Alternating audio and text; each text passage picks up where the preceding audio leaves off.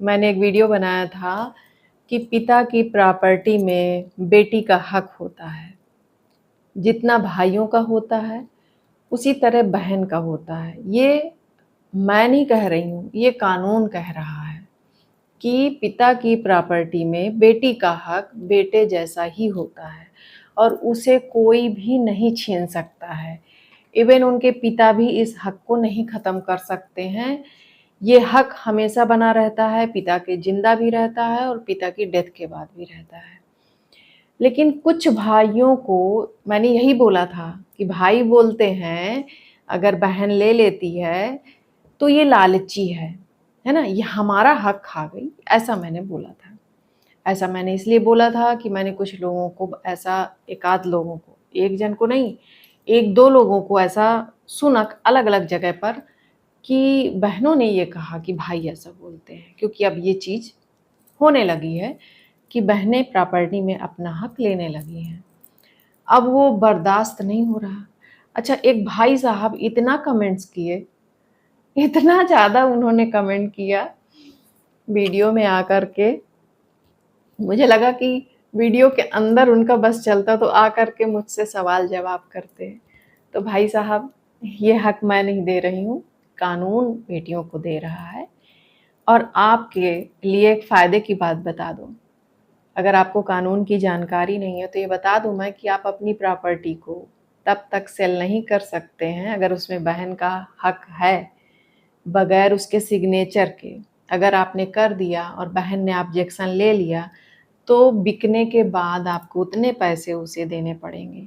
Even जो लेने वाले हैं अब आजकल ये जांच करते हैं कि इस प्रॉपर्टी में कितने लोगों का हक है, उन्हें दिया गया या नहीं दिया गया, ये जानकारी उन्हें मिली या नहीं मिली, तब वो लेते हैं, क्योंकि उन्हें बाद में फंसना नहीं है। तो बेटी का हक पिता की प्रॉपर्टी में बराबर का है, ये कानून ने दिया है। अब इच्छा तो ये हो रही है मेरी कि मैं उन भाई साहब को जिन्होंने ये बताया कि वो कैसे भाई हैं, इतना उन्होंने बोला कि बहन को सेवा करनी चाहिए थी। उन्होंने बोला कि बहन को माँ-बाप की सेवा करनी चाहिए थी। ये उस ज़माने के आदमी हैं जो अपनी चड्डी नहीं धोते थे। इनकी बहन ने और इनकी माँ ने धोई होंगी और आज भी ये कुछ नहीं कर रहे होंगे। इन्होंने हमेशा अपनी बहन को जलील किया होगा और अपनी माँ को भी किया होगा। जैसे शब्दों का इस्तेमाल ये कर रहे हैं, जिस तरह की भाषा ये प्लेटफ़ॉर्म में आकर के ऐसे बोल रहे हैं, ये बहन का क्या हाल करते होंगे? कुछ औरतों ने भी ये कमेंट किया कि जाएँ तो अपने घर में लें। तो ये वो भाभियाँ हैं जो अपनी भाभियों का भी जीना हराम कर रही हैं और अपनी नंदों का भी कर रही हैं। जब 2 भाई होते हैं तो ये बात नहीं उठती कि एक ना ले। हालाँकि जो लोग ऐसे होते हैं वो भाई को भी देने की इच्छा नहीं करते हैं। उनका तो ये प्लान रहता है कि हम सब रख लें। भाई जाए, किसी तरह हम कानूनी तिकड़म लगा करके, तो पहले तो लाठी का ज़ोर रहता था, जिसकी लाठी उसकी भैंस। आराम से दूसरे की प्रॉपर्टी हड़प लेता था। लेकिन अब ये नहीं होता है। तो भाई तो छोड़ता नहीं है, वो तो ले ही लेगा।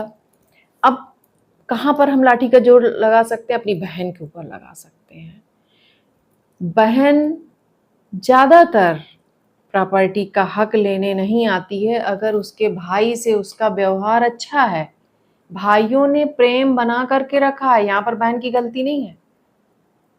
ऐसा माहौल बना दिया जाता है कि बहन कदम तो रख ले भाई। और पिता की जो बात कर रहे हैं, सेवा नहीं किया। वो जब तक शादी के पहले मायके में रहती है तो वो खाना ही बनाती रहती है। पैसे तो आपकी पढ़ाई में खर्च हो रहे थे, बाहर तो आप पढ़ रहे थे। बदलाव अब आया है। तो अब के लड़कों को कुछ बोलना हो तो मुझे समझ भी आता है, तो वो तो समझते हैं कि ये बराबरी है।